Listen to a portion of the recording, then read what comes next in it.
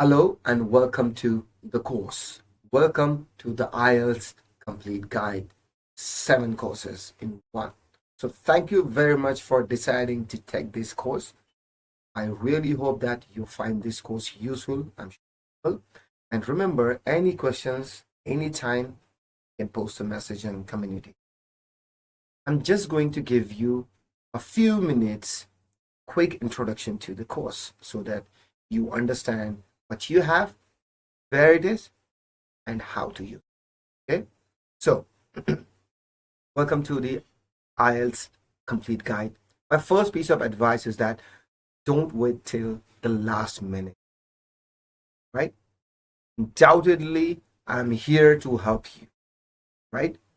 But it's much better if you start to prepare in advance for IELTS exam, okay? So there's over 50 hours of material in this course. So I would recommend starting at least 2 months before your exam. That's my recommendation for you. Don't wait until the last minute.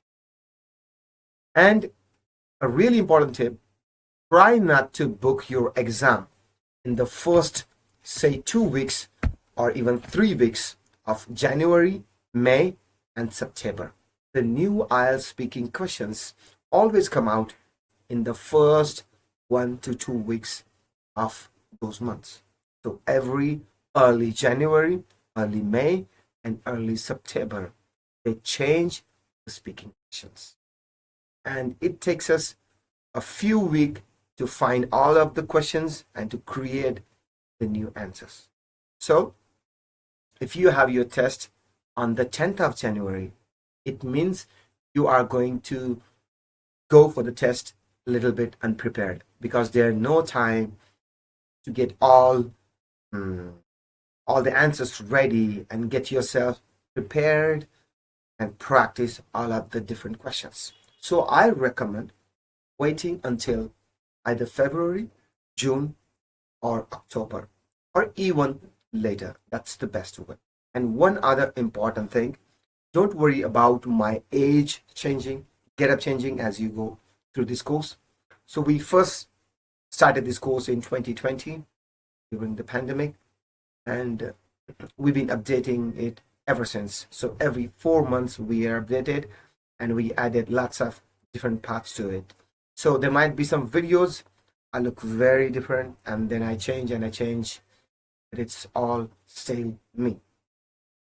So let's talk about the overview of the course. So the course is divided into the different areas of the exam: the reading exam, listening, speaking, writing, and also we have the formal writing improvement. That's general writing tips that can help you in all parts of the exam. And later, if you study abroad in a speaking country, we have separate sections for general task 1. This is for writing, by the way. So for writing, general task 1, and for academic writing, task 1, because those two are totally different. The general is all about writing a letter to someone, like email, and the academic is describing graphs. That they're very, very different. So we have two totally different sections. And if you're taking the general test, just do the general part. And if you're taking the academic, just do the academic. Unless you are very interested in other. And of course, you can do that. But the exam is the same for task 2 for writing, okay? So it doesn't matter if you're doing general task 2 or academic task 2, it's the same exact. So we just have one section. And if you're doing general, take the task 2. If you're doing academic, take the task 2. It works for both. And then at the end of the course, towards the bottom, you'll see the IELTS speaking new answers section. We've been updating that every 4 months for the past few years. I think it started from 2021. I'm not sure about it, but anyway, every 4 months we update, and we usually do that around the 15th to the 20th of January, May, and September. Okay, So if it's got to 15th or 16th of May and you still haven't heard about anything, don't worry, it's coming.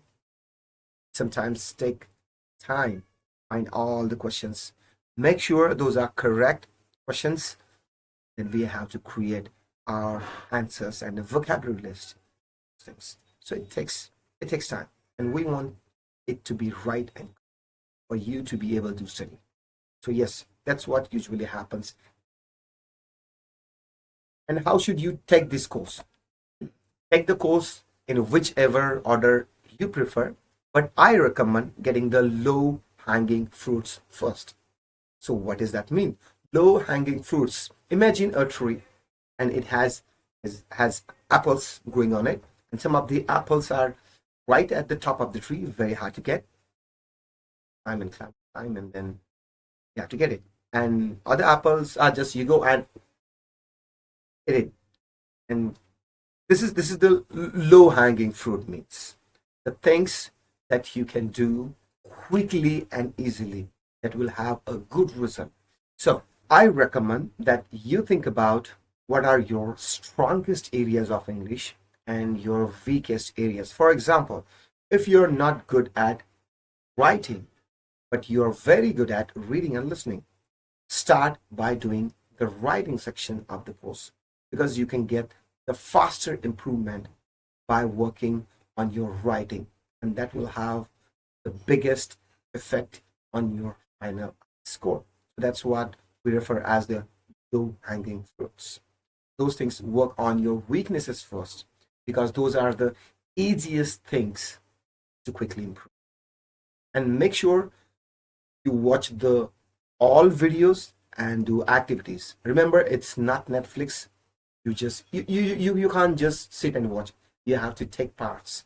The more you take part, the more that you do the activities I give you in the videos, the better your final scores. Now, an important thing to do is to watch the next video under this one, which is all about the reading and listening textbook. Okay, so make sure you check that out. That has some important information about the reading and listening section of this course. If you have any questions, do comment in the chat box or in the comment box. I'll be really very happy to answer your questions. So that's it from me. Thank you very much again for deciding to check this course. I hope now this is a little bit clear now. But if you do have any doubt, you can send me a message, and I'll see you soon.